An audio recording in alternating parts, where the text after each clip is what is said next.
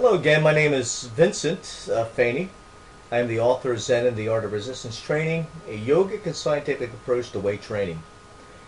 Years ago, I was telling on the previous two videos, this is the third one, to go a little more extensively into the 600-page manual. I'll be going chapter by chapter, trying to keep it down to 15-minute intervals. Now, I've had many people read this book, and I started writing this book, my knowledge, back in 1996. So that's at the behest of my girlfriend, my fiance, at the encouragement. She saw what I was writing. She knew the information I was gathering and researching for years. And I was at a world-class level of strength. Now, I never put anything out because I never got a world record in the bench at the time. Because at my time, back in the 1980s or so, you had guys who were benching far more than what I was doing. But I didn't realize they were using bench shirts. And then I found out, yes, they're using bench shirts. And since bench shirts only helped me about 20 pounds because I never got used to it, and the bench shirt material that I had gotten was not like the stuff they have now, I just thought that bench shirts only helped a certain few people. They do give certain people more benefit. But now that I realize that, for the high rep range, the volumes, there wasn't anybody in the world at the time, as far as powerlifters go, that could do the volume and with the different rep ranges that I can do. The guy who could do 700 pounds, he couldn't train with near the volume that I could train with, nor the weights. I just put him in the dust. He had other people, and now and the thing is that there's even questions of whether he could even do what I could do if he didn't have a bench shirt. Because like, for instance, there's a guy I know who benches. He's gotten 450. I've done 480, almost 500. He's done 450. He weighs 250 pounds, and he's done 610 pounds in the bench with a shirt. So 450 to 610, that's quite a bit of difference. That's almost, he's working on 200 pounds more with a shirt than on a bench.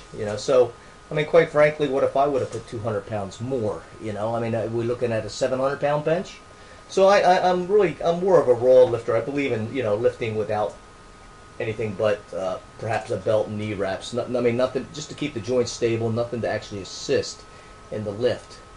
Anyways, that's why I never really promoted myself that much. But when I looked on the charts, and you could look at me in Powerlifting USA, I didn't enter any national meets. I was always wanted to be the Cinderella story who came out of nowhere and have a world's record and everything, And so I didn't want to just compete. Plus, it's expensive, the travel, the time you have to take off, and also, quite frankly, I'm one of those lifters who do better, in a gym than on a meet, because the meets are artificial. You got to kind of cycle. I never really got the hand on how to cycle and get ready for a meet, and some guys do. Some guys are lucky and they happen to finish their body's own natural cycle, and then they just happen to fall right into a meet. Anyways, this is the book that I wrote, and the reason why I decided to write to add this together on my new DVD. I'll be putting in some tutorials and some videos with this, because when I first wrote this book, I didn't have all the software and things that you could add to a book. I was writing a hardbound version, and since I'm not a world record holder in anything except for possibly I could beat the NFL record in the bench press, nobody was going to pick up my book because I'm not Bill Pearl. Again, that was another reason why I wanted to become a world record holder in the bench before I put this book out. But I got into a car accident that kind of put things on the back burner. But I got a lot of friends who said, look, you've documented, you've been able to actually perform at such high levels in the various rep ranges. A friend of mine by the name of Cecil Phillips, who met Bill Pearl in the Navy, trained with Bill Pearl, almost lived with Bill Pearl, ran Bill Pearl's gym, and he, basically adopted a lot of Bill Pearl's philosophies. And Cecil was a champion Olympic lifter, power lifter, and bodybuilder in his day. So he was telling me, just put out the book. And so this book is 600 pages. It has broken up into several parts. And the several parts that it's broken up to is, for instance, well, don't want to put that in there, okay. For instance, it's broken up into several parts. Kinesiology section, a section of kinesiology. The one thing that a lot of my friends and I would get, or who should I say, Oh, it's okay. Steve Shipley, who I talked about in the previous section, he's a physical therapist and a power lifter, and he saw, one thing that a lot of us guys who do research, going to college and pursuing a degree in biomedical engineering, and when you go to study, you got to bring out like several textbooks, and they're all around you, and this book is set up better for certain things, the other book's set up better for other things, and basically, it's kind of frustrating. I wanted one book. I wanted everything that I thought to be important in training manuals in one book, and that's why I decided to put together my book. And he was saying, Vince, this book is actually set up in a way that I would prefer. I prefer as both a strength athlete and a physical therapist. So he really was impressed with the book, with the pictures and all the things that I had to set it up. So anyways, we'll cover over certain things. As you can see, this is basically an introduction in the basics of the book, of the chapters. Well, it's a weightlifting and how it relates to both sports and fitness and sports. That's what I cover. Section discussing various types of strength. The mental states, I think your mental state, your value systems even that seemingly outside of the gym, and belief systems and life strategies, depending on all this, they could either enhance or diminish your potential growth in all areas, weightlifting included. So if you are running incongruent in these areas here and are dysfunctional, our biocomputers start bogging down, just like on a computer if you have too many conflicting programs. And so most humans have conflicting programs, and they would seem like that they don't have anything to do with weightlifting, but anything conflicting in your life, even if it seems like it's nothing to do with the gym, can really hold you back. And so that's why I brought sections on that. And a lot of people, I want to bring up the issue of genetics, because a lot of people don't know that genetics and our potential. A lot of people have looked at me and said to me, well, your genetics, you have genetics, that's why you can do this, and I can't because I don't have genetics. So they start with the negative programming. They just say, I can't, I don't have your genetics. That's crap, because we have no way of looking down at our DNA and just have no way of knowing what our potential is, quite frankly. But people assume the worst. They default to the worst and say, I can't. And then they're dead in the water right there. I also mentioned about physics and how it affects lifting. There are many different types of strength. For instance, I may bench 500, and you've got another guy who's benching 300. But there are different ways that he could be actually stronger than me. He could actually be generating more muscular force. And just because a person could not lift as much weight as you, could generate more muscular force. We'll discuss that later. And again, besides the value systems, I want to talk about the mental, physical, and spiritual transcendent states, or transcendent performance. You could transcend previous performance in the mental, physical, and spiritual areas. Spiritual is kind of an odd term. We'll talk more about that. I like to talk about neurological events. Anyways, we'll get back more with that later. And then, of course, there are, we have diet and nutrition. Now, throughout my book, you got a lot of books out there that are really almost copies of other books, but just kind of like formatted a little bit different so it doesn't look like a rip-off of another book. Now, what I've done is I've actually, I first wrote this book just to see how much, just to see what I knew and put it together in a very cohesive fashion. It took me 7 years to put this book together. And then I decided to do research on what people were doing and what their thoughts were, like who even agrees with me. I want to see who agreed with me and who didn't. After my early years, when I called Fred C. Hatfield and I talked to Bruce Wilhelm, former world American champion and heavyweight champion, super heavy and Olympic lifting, and Fred Hatfield, a world champion in the squat, world champion in many different weight classes. They basically gave me workout programs, and I didn't understand them. They didn't work for me at the time. They were limited.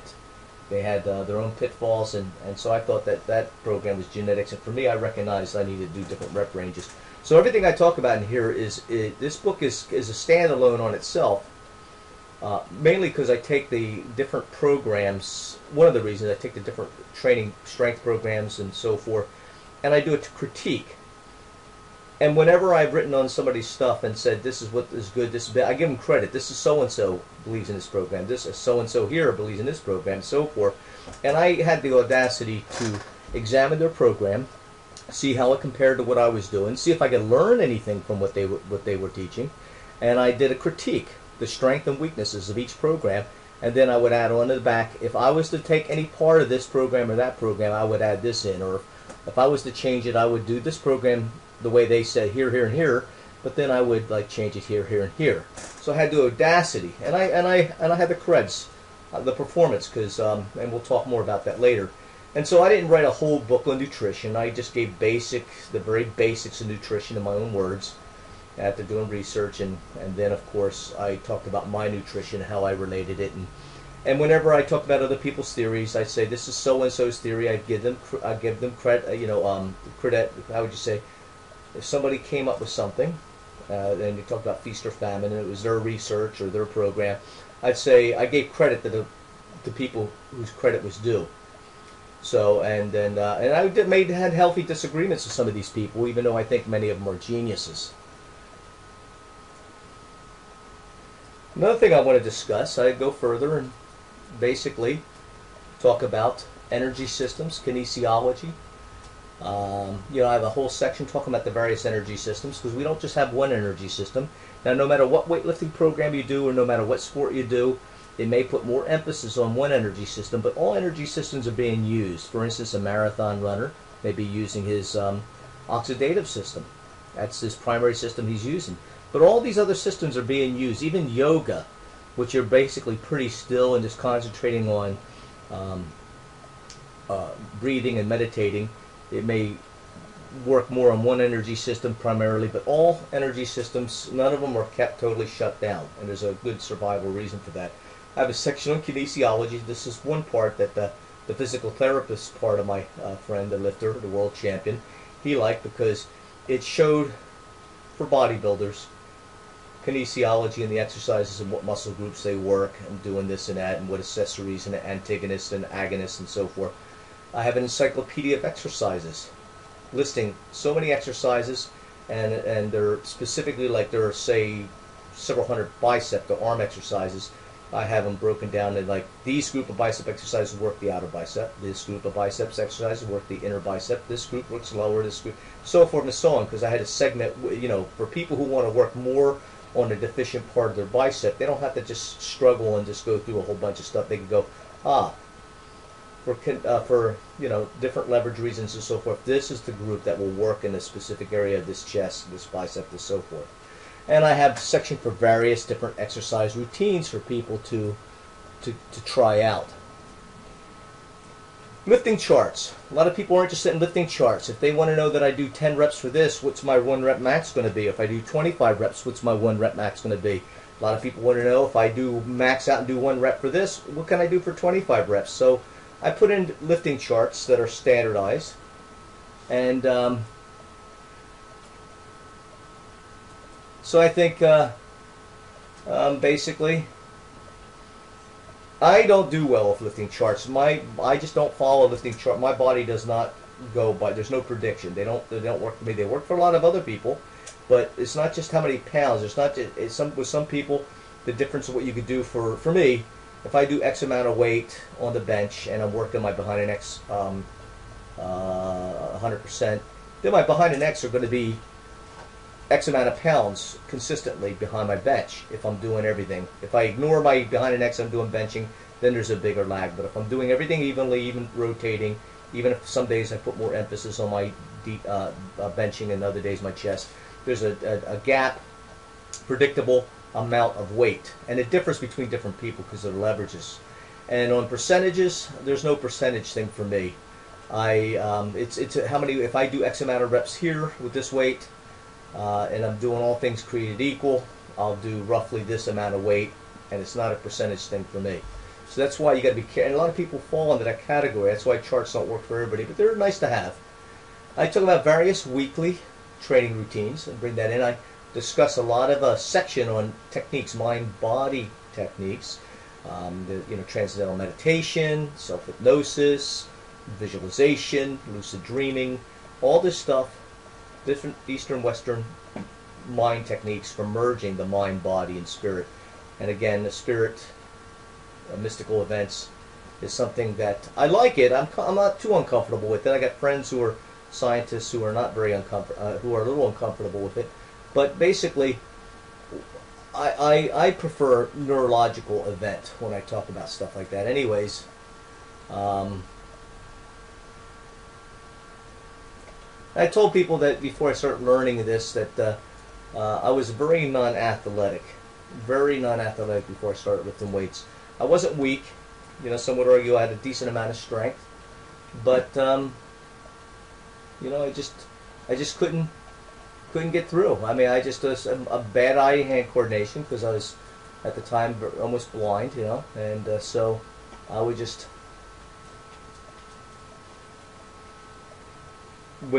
people would rather get rid of Bo Jackson and O.J. Simpson, and if they would take me because I was such a handicap. Now, physical size, I learned does not always translate to appropriate strength. I learned that when I was a wrestler, and I really will go more into that later. I believe that a person can, persons who are big, as you get bigger, you should get a corresponding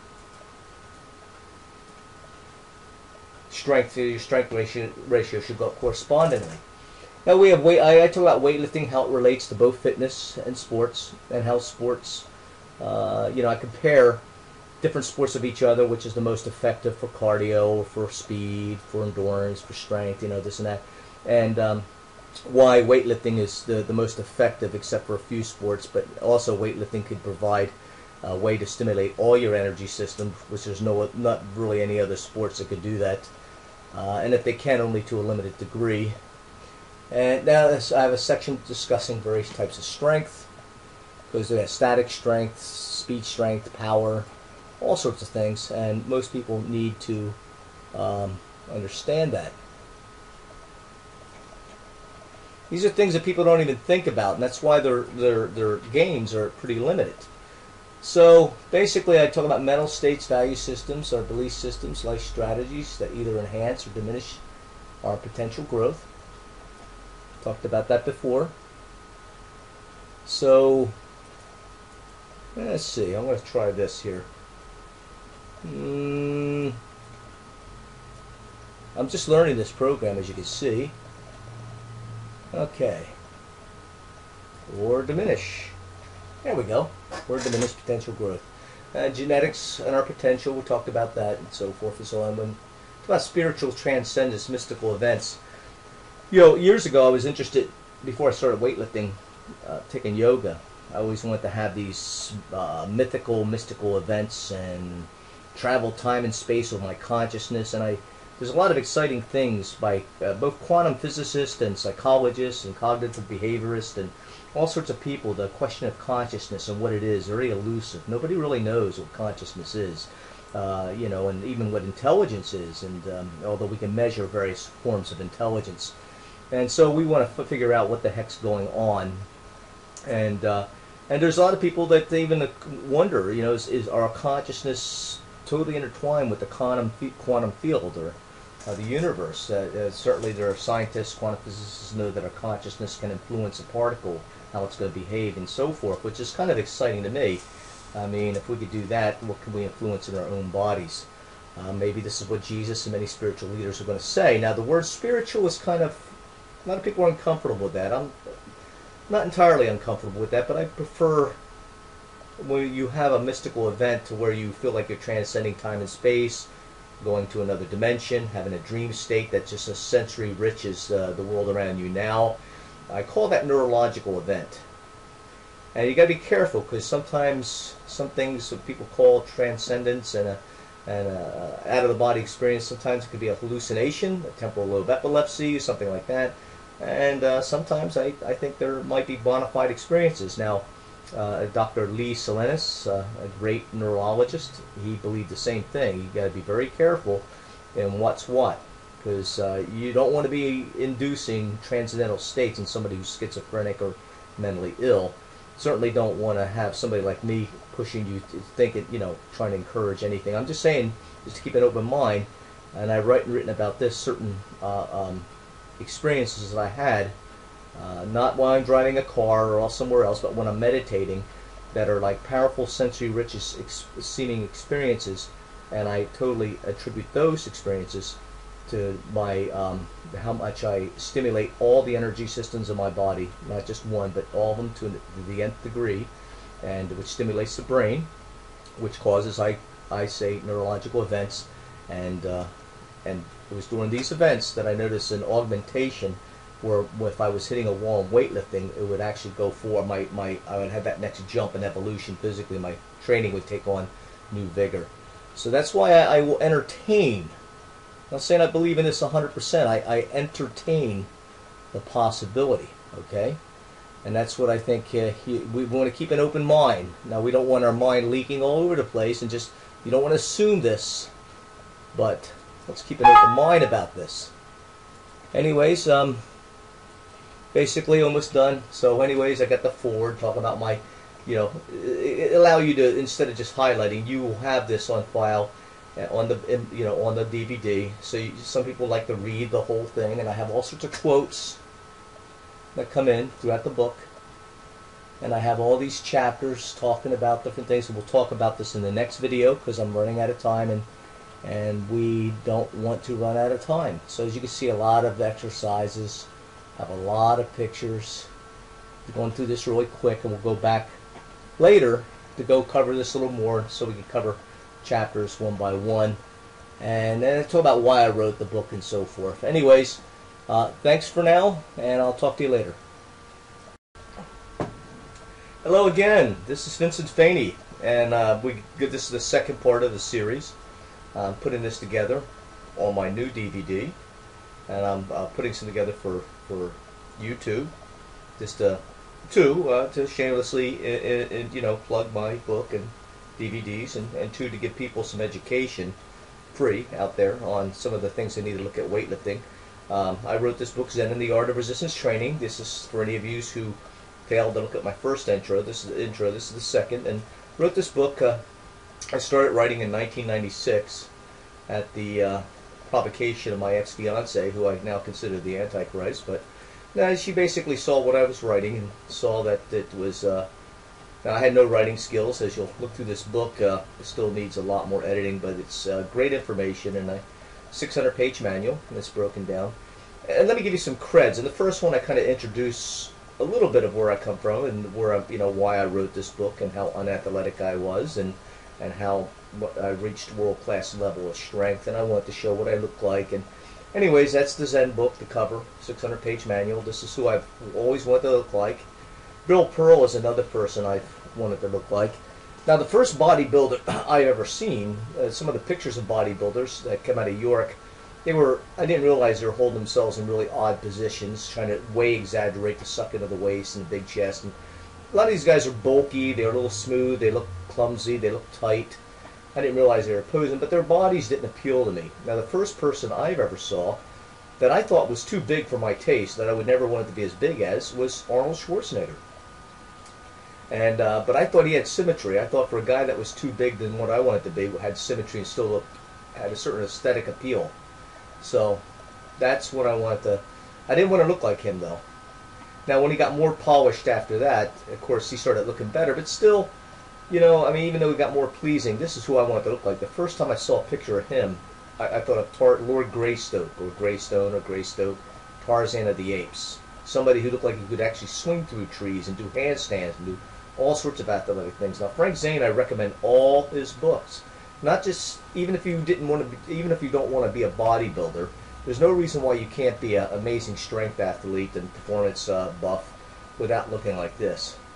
He's got his degree in psychology and mathematics, and his teaching credentials, and he's very smart. In philosophy, he's got his degree in philosophy as well, and it's a very spiritual, intellectual pursuit towards bodybuilding. He's only one of two people that have ever beaten Schwarzenegger, and I stood next to him. He's about 5'9", 5'10", and he's was 170-some pounds when he beat Schwarzenegger because of his perfect symmetry.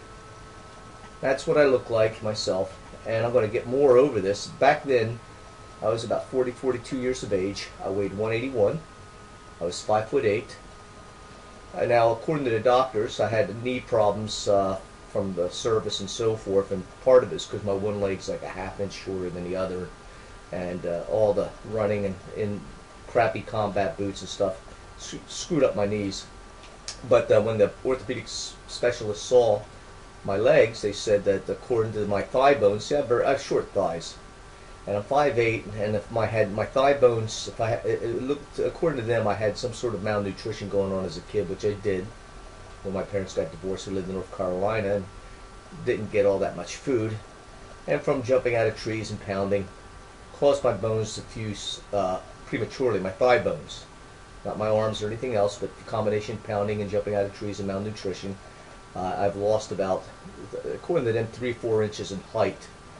So I would be probably about according to them, 5'10" to 6 foot tall. But it gave me better leverage for squatting. Anyways, so I weighed 181 pounds. I was right here. I was 8% body fat, and I could have got down to 5% body fat. And I wanted to get to 175. And I did measurements, and my arms flexed were 18. That's the biggest I've ever got them at that low body fat. My neck was 21 inches, and the straps here, mainly that was that massive in thickness was from a lot of heavy behind neck presses and presses, I think. Waist sucked in was 28. Relaxed, just hanging out there, totally relaxed, 30 to 32, depending how you measured. Legs were 30 inches around, totally solid legs, no fat on them. Calves, 19. Now, at the time I was bench pressing, I did a 480 for 1 rep without steroids, without shirt. Now, I've never taken steroids, ever. Not one pill, not one injection. Because, as you can see, I'm an obsessed person of trying to figure out puzzles of various ways of training and the building up without any sort of artificial means. And I don't take a moral stance against steroids. I think if you take steroids and you enter drug-free competitions and you get caught, you should be banned from competing in anything whatsoever, because I think that's pretty low and small. But if somebody just wants to take steroids to get big and strong, I don't, that's their gig, not mine. But I was trying to be scientific, and I didn't want to muddy the waters. If I did a 480 bench and I was taking steroids, I'd have to wonder, well, how close was I getting on my own? So I was pretty obsessive about that, still am. I did 480 for 1 rep without a shirt, without steroids, without any real bodybuilding supplements. I didn't take creatine then or anything like that. And I just missed getting 500. And this was so easy, and I just missed this. I'm confident I would have got that. Now, it was my all-time, well, it's not my all-time record, but that was my first giant record. I believe that the human body, I believe the human body could, there's no reason why a person, if they're training, couldn't be strong as a chimpanzee or any strong animal pound for pound. So you're looking at like a 700,000 pound bench. Anyways, after I did 480, okay, I benched 430 pounds at the end of a high-end workout, and that you saw on previously that I showed people on the poster, on a poster board or competition board at Ironworks. And it was the end of a high-volume workout, and after many sets and reps, until I could not go up to a weight anymore. Now, this was an unusual workout because I was getting ready to go to a next phase of training, cycle to a next phase, and I wanted to see what I could do at the end of a workout for 1 rep. Now, I used to do this years ago, and I started avoiding repping out later, except once every 5 weeks or 4 to 8 weeks, 5 weeks average. Because repping out too much is just too hard on the nervous system. It takes you, once you deplete your nervous system, endocrine system, it takes like a month to get it back. It's just not a good idea, and it's counterproductive and leads to injuries. But anyways, my best bench for high reps was 300 pounds for 25 reps with the pause on the bottom and a full extensions. Definite pause, like a split second, set to a second. I go 1 Mississippi, boom. 300 for 25 reps. Then I'd go to 325. Because my dream was to get down to 175, bench press with pauses, 350, twice my body weight for 25 reps. And then what I wanted to do is I wanted to do, bench 3 times my body weight at the end of a workout. Like I wanted to do 520 something. Then I wanted to do 4 times my body weight if I went to a power meet without a shirt, without steroids. That's what was my dream. So I thought, okay, I'm 50 pounds away from twice my body weight, and losing a few pounds to do that here. And was only a few pounds away from a 3 times my body weight bench, which is rare, by the way. Not very many people on the planet has done that without a shirt. Even in the old days, when it's just rare, even with shirts, even shirts today. Anyways, I did 230. I didn't know that the NFL football players have been big on seeing what they could do for 225, how many reps they could get, and they've been doing that for the past 30 years. I really don't follow football, and I didn't do 225. I like the tens. Like I like going to like 100 and 110 and 230 and 250. So I thought 2 big plates and little tinklers, 2.5s, 230. I did, and I go with a great deal of speed, 62 reps in 60 seconds. So since I'm trying to see how many reps I can cram into a 1-minute interval, I go on as fast as I can. Now I did full extensions, but I bounced the crap out of this weight. I did dips with 300 pounds strapped to my body at a time. Now I can get up my body weight and do like, oh geez, 60 to 100 dips just with my body weight. Seated behind the neck presses, I did 300 pounds for 1 rep. And that means I would bring the weight all the way down this low, right below my traps. I would full extension, bring the weight down, and push up all the way. That's how I used to train with the high reps too. No, I did off the rack. Sometimes I would train partials, boom, boom, boom, boom. A lot of guys, that's all they do, even if they don't have a rack. You see here guys that say, well, I press 300-400 pounds, and they bring it right to the top of their head or a little bit down to here. And that's good, and that's necessary to do. I did off the racks at various levels too. Of course, I was doing more than 300 pounds, go up to 400 and some pounds here for some reps. Now, and believe me, that's what puts the mass right here. Anyways, so I did a lot of presses, and I did behind the neck presses seated, 200 for 25 reps I could do on occasion. Standing front press from the floor, 280 for 1 rep. My biggest thing was bring it from the floor to shoulders. It takes a lot of technique. I have speed, but my technique's not is that good. I kind of brewed it up. Front presses standing from the rack, 325 for 1 rep. Standing front presses, 225 for 25 reps. And then I did 10 reppers and stuff. Seated dumbbell presses, 150 pounds for 10 reps. I have 4 strong guys holding, just so that I wouldn't rip my shoulder. They wouldn't have to lift it up to their chest. But I had like 2 guys on each side of these big dumbbells, 4 guys rather, 2 on each side. And because I don't have the bicep strength to be pulling up 150-pound dumbbells from the seated position, curling it in the shoulder. Upright bodybuilding squat, 425 for 25 reps, starting weight, mid stance, and finish off with 600. I'd pyramid up. This would be a workout, and I'd finish off on average here. And no suit. No steroids, no belt. When I did this, no belt, no knee reps. I wouldn't use knee reps or belt until I get out like under 5 or under reps, because I don't, you got to build your tendons and ligaments, and using too many support equipment is like a crutch. Powerlifting hip squats, you see Louis Simmons, those guys do hip and quads. It's halfway. It's a half good morning, half squat, and use your quads and hips and everything. 525 immediately. If you get used to this, you immediately, for everything you do here, whatever rep range, you immediately do 100 pounds more, and it really works the quads and hips and lower back. The best deadlift ever was 600 pounds, and I did that at like 170 some pounds. It's a mediocre by world-class powerlifter standards, and I got a broken L5. Best deadlifts, 400 for 25. I'd stand on a block and just, have to reach a little bit past my toes. Leg machine, I'd start with 1200. I got really heavy in the leg machine because I broke a thoracic. I fell one time and I was doing some heavy off the rack squats, and it kind of did compression factor up my thoracic vertebrae. According to the doctor, I could tell I hit a fall. I actually hit a corner of the wash machine and fractured it. And doing 1,100 pound squats off the racks, quarter squats and stuff, I was forbidden from doing anything on my back or deadlifting for 6 months. So I hit the leg press machine really hard. And I did some damage to my lower back. I didn't find out till a year later. That wasn't apparent because there was no pain involved, and I'll talk more about that later. But I could really move the weight. 1,200 for 25 reps. I pyramid up to 1,500 for 15 reps because at max out, that's all the plates you could fit on the machine. But sometimes I'd have a couple guys crawl on the top. and do more, try to get down to the under 10 rep range. Leg curls, I don't have strong hamstrings, not as strong as they used to be.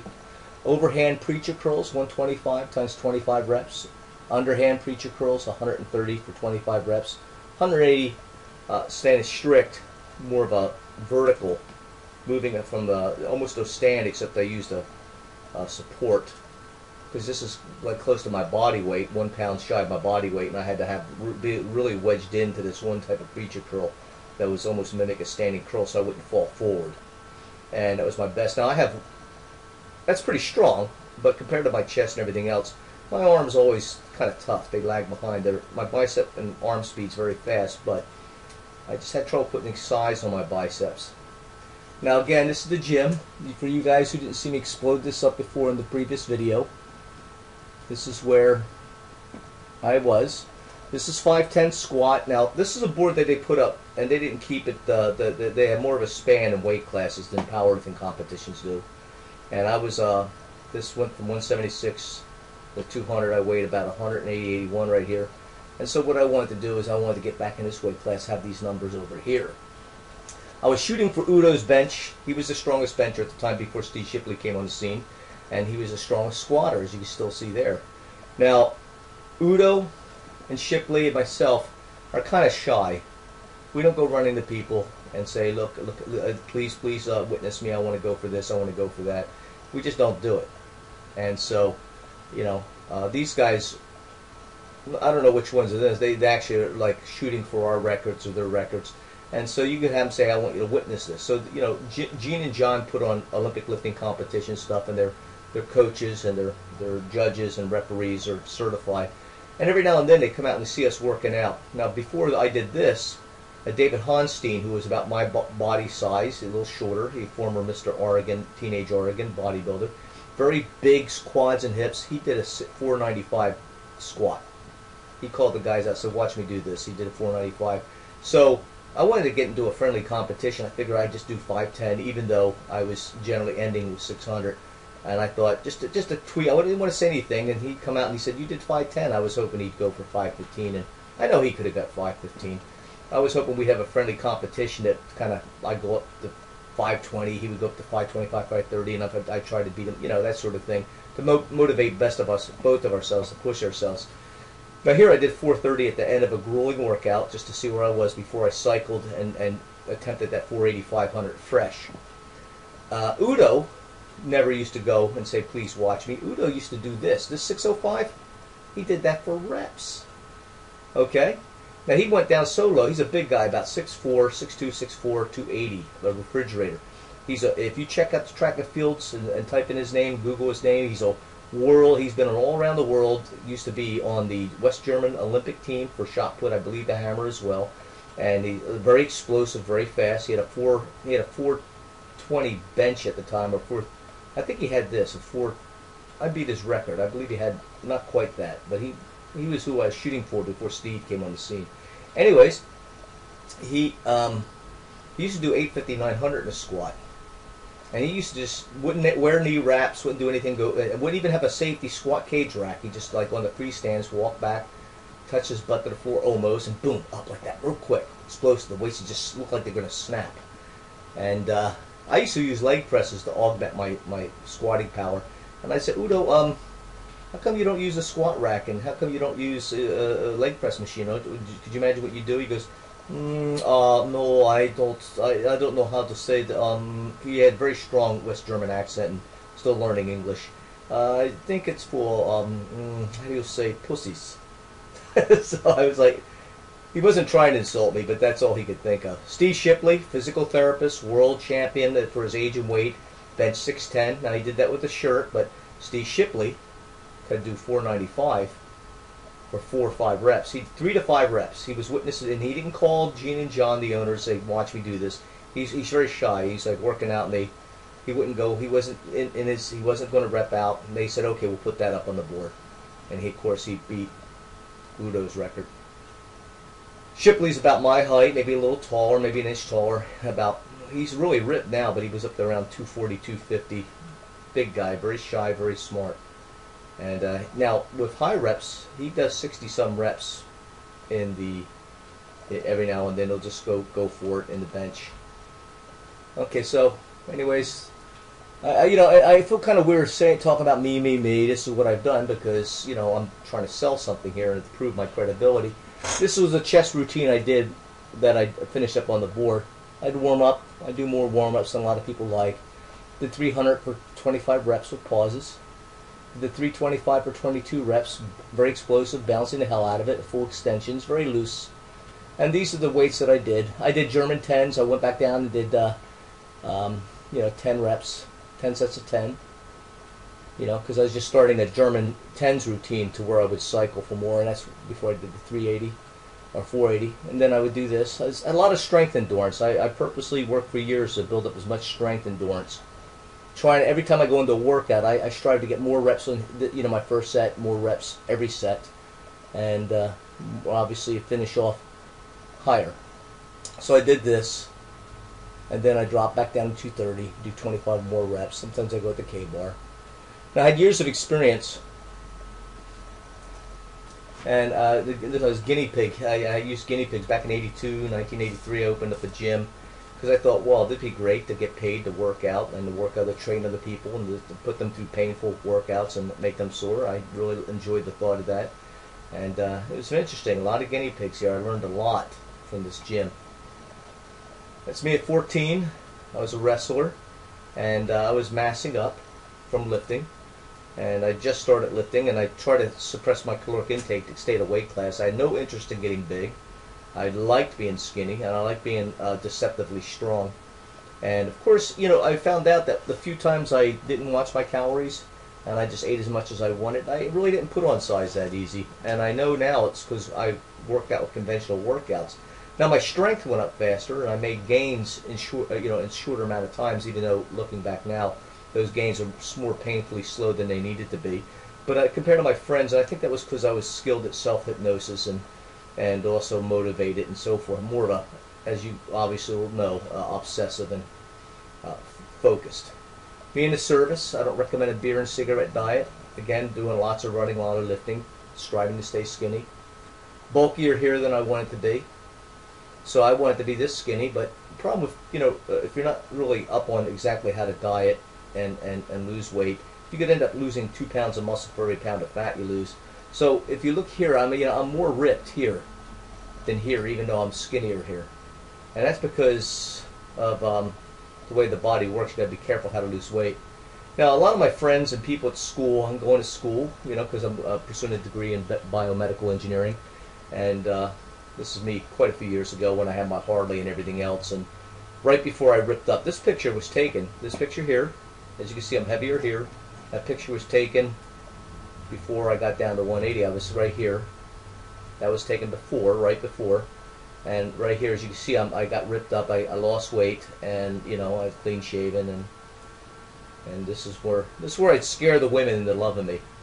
And when I walked the streets like that, people, some of the homeless people that usually bother and scary people, they'd see me, they'd walk to the other side of the street. Anyways, a lot of people think because my training's to them is eccentric. I have some ideas. They say it's Vinsanity. So I sell shirts and DVDs and all my products to be paying off. I have a couple properties. This one property I want to go to a veterans group that houses disabled veterans, specifically with brain damage, because they have brain damage from the shelling, concussive shelling in Iraq, Iran, or Afghanistan, and they can't even remember to take their medications. So they need houses to live in to have somebody make sure that they're integrating the community and make sure they take their medication. So I got little debt, lots of equity, so I'm using all this to pay the money. So anyways, that's that, and I'll give a little more intro into the book itself. Thank you, and if you have any questions, to contact me at my website. Okay, thanks so much. Hello again. My name is Vincent Faney. I am the author of Zen and the Art of Resistance Training, a yogic and scientific approach to weightlifting. I wrote this book. I started writing this book back in 1996. Actually, it comes to fruition of 40-some years of work. I'm going on 56 right now. I've been training with weights and studying weight training since I was 14. And of course, for a couple years before then, I was studying on my own Hatha yoga and other forms of meditation and self-hypnosis. I was very intrigued about self-hypnosis as a kid. And Hatha yoga I liked. Along with Hatha yoga, I used to do a whole bunch of calisthenics and wind sprints and tree climbings and all sorts of tumbling and stuff like that. And while I was very fit and in good shape, and I did a lot of visualization and imagination because I always wanted to be athletic, because as a kid I was the most unathletic kid in the world. I was so unathletic. I was almost legally blind because of my the incubator. I was a premature child, and I had an put in an incubator. I was born after 6.5 months. And back then, many children, their lungs and their eyes were damaged. Some kids were blinded because they put too much oxygen in the incubator, which is harmful to the baby's eyes and lungs, which are already generally immature, and people who tend to be preemies will tend to have eye and lung problems later in life or throughout life. So I was very bookish, and I wasn't weak. I wasn't a weak kid, but I was very uncoordinated. No hand and eye coordination, maybe because of my blindness. So I was a little spastic and tentative and shy and bookish. And in the team sports, you'd be forced to play with the other kids, or neighborhood sports. I wasn't just the last one picked. It was far more humiliating than that. I was the kind of guy that they would go, well, not only do we not want Vince, but if you don't force us to take him, we'll give you Bo Jackson and O.J. Simpson as well if you take Vince. That's how bad I was. So I got really into the individual pursuits of reading and going off and hiking in the woods by myself and looking for bugs and snakes and just like I said, and just keeping fit on my own, always fantasizing I could be like Tarzan, or wishing that I could be athletic as my father or my brother. But so later in life, when I reached puberty, I started getting a little more confidence, and I could get into do in-close type of sports where my vision wasn't that much of a requirement. So I got into wrestling. Basically you're in close. You don't have to look at a ball coming towards you or dribble a basketball or see how far the hoop is. You just grab an opponent, you start wrestling. I really liked that. And like I said, I wasn't weak and I was very determined, so I did pretty well. And then I just decided to try to figure out ways of how to strengthen myself, because I reasoned if I was stronger, I would, I'd certainly be able to, and if I get to keep the same body size and increase my strength in the same gravity of the earth, I would be a little better of a wrestler. Anyways, this book comes from all those years of fruition. Zen of the Art of Resistance Training. It's a 600-page book, roughly the size of a big manual. It's a 7 by 11 standard size sheet, not your little novel, with all sorts of pictures and charts. And like I said, it started in 1996 because in 1996 I was reaching some pretty good levels of strength training, and I've always, for years, I've got strong long before then. Became one of the stronger kids in my high school from lifting weights. I could probably do a lift off the floor and press more than anybody in the school, even though I weighed 135.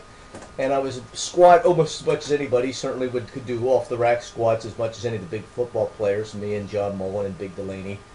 And I had Steve Reiser, who was strongest in the deadlift, but generally I was pretty strong. So, but I hadn't reached the world class level of strength until the much later than that, in some ways. So this book, I always wanted to look like him. I never wanted to look. I'm not a bodybuilder. I'm a strength enthusiast, performance enthusiast.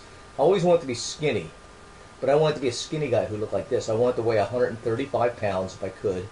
150 pounds and look like this. Now I'm 5'8", or I was before the car accident, 5'8". I always kind of wish I was 6 foot so I could be more of a decathlete, and I guess I would allow myself to weigh more. But that's what I wanted to look like. Now I never looked like him, not quite. There's a couple times I came close when I weighed 160 pounds. I had a Zane-like body. People say you have a Zane-like body, but of course I didn't look quite like that. Instead, I had to settle for looking like this. Now that's me. My 40s, 40 to 42.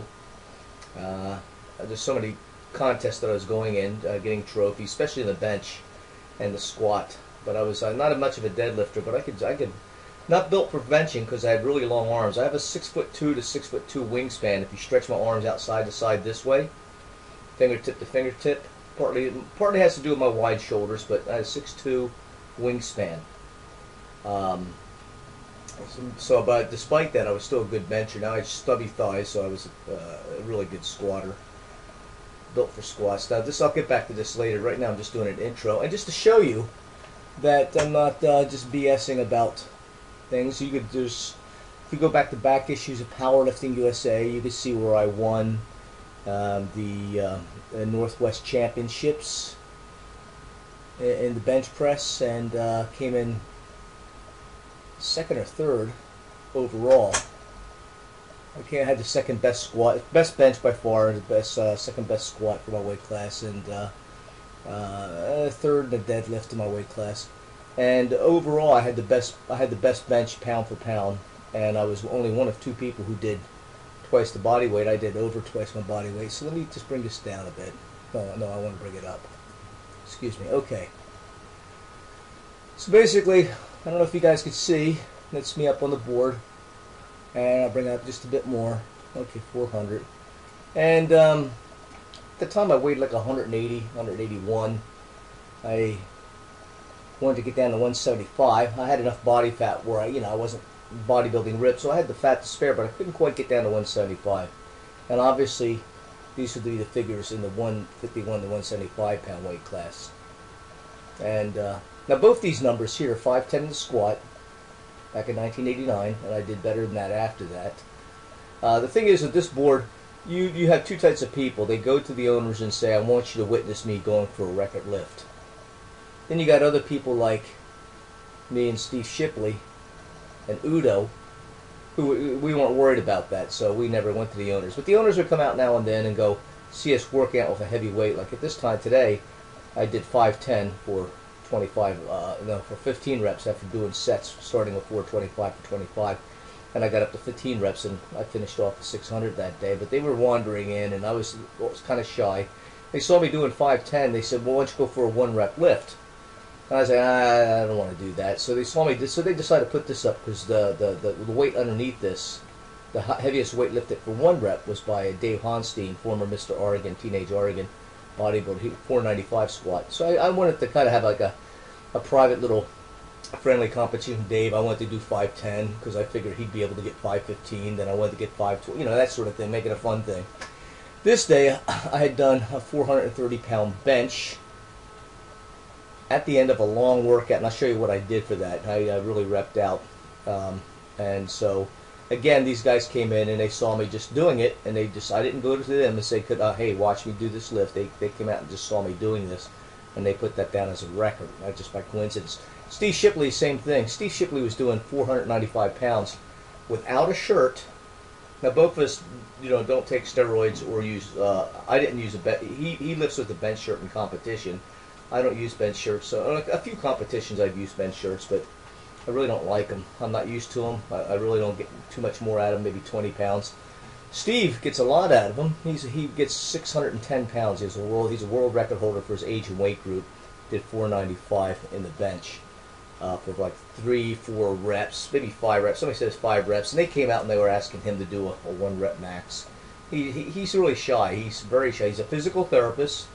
He trains people, and he's a world champion. So he's a very smart guy.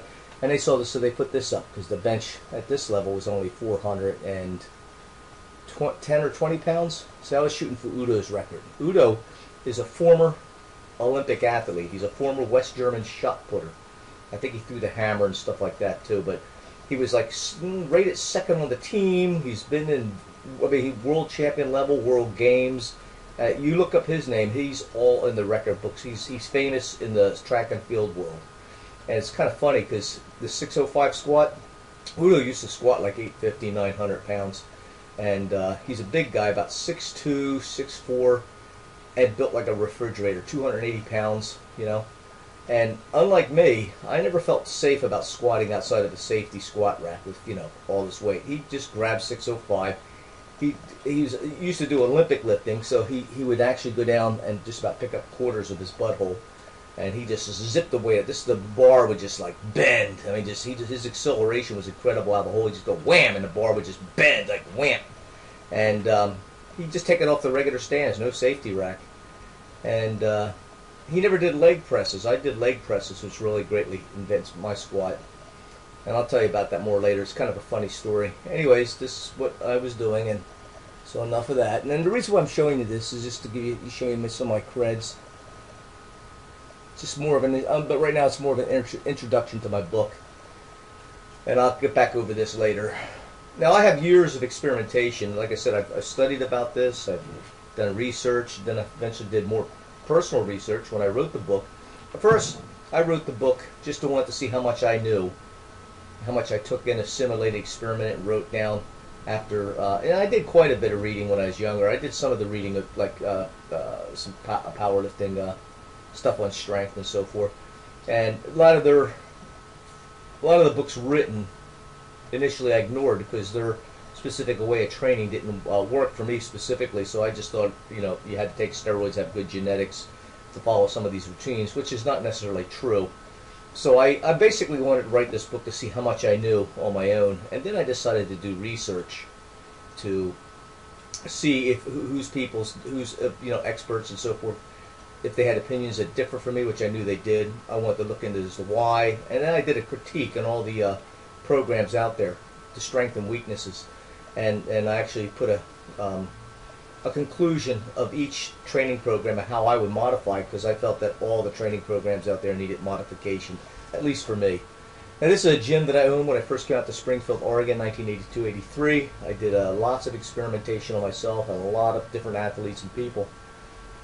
Now in Ironworks here, Ironworks is a gym that has one of the top Olympic weightlifting coaches in the world, Tom Hertz. He's an amazing guy.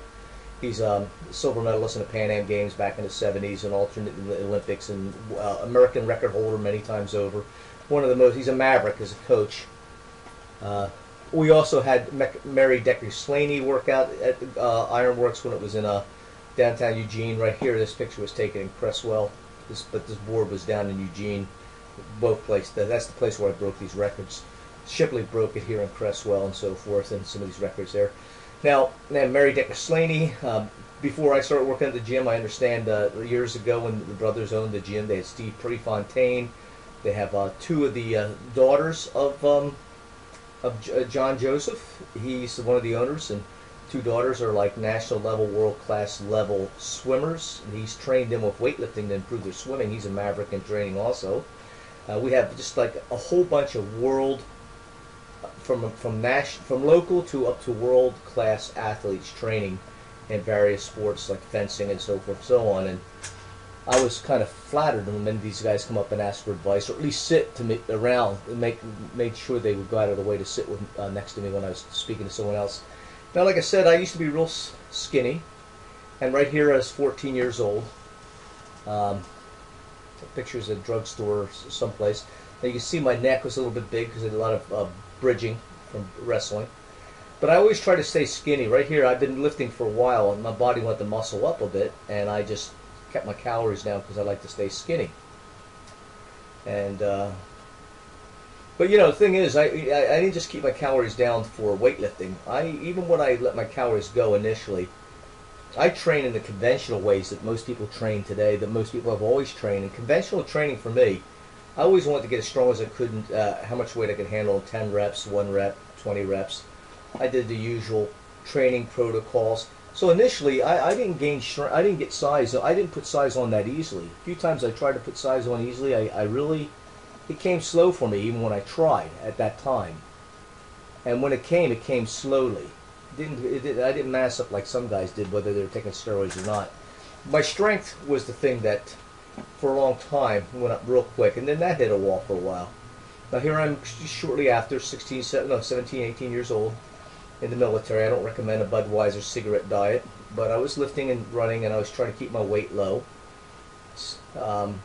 Here I was, bulkier than I wanted to be, on a bivouac there. Now, I would actually do lots of fasting, eating almost no calories per day, and run 12 miles a day besides lifting. to try to look more like this. Of course, here I'm smoother. See? Even though I'm skinnier, have less muscle mass, I am carrying a higher body fat ratio, when you look at me here, than I am here or here. And I'll get more into that later. It's one of the perils of dieting severely and calorie deprivation and so forth. Now, I'm putting all this together, my book and everything, so I could sell the DVDs, and I'm selling T-shirts and other books that I've written to raise money. I have a couple houses, 2 of my own and a couple other people's houses that I've targeted that would make good houses for women's space. And this house I want to turn over to a disabled veterans with brain damage, specifically brain damage coming from Iraq, Iran, all the shell shock and the shelling. And because they need a place to live. They'll either be homeless or be in a domicile if they don't have families. So basically I have a high equity in this. I don't owe that much, and then I'm going to just be putting this towards it because as a single guy with no family to really worry about, I'll be able to afford to do this. It's, you know, with your help. Anyways, that's this, and that's everything for now, and I'll get back to a little bit more of my credentials of what I could do. Because if you're going to listen to somebody, you want to say, well, who are you and what can you do? Okay? So, and that's it, and thanks.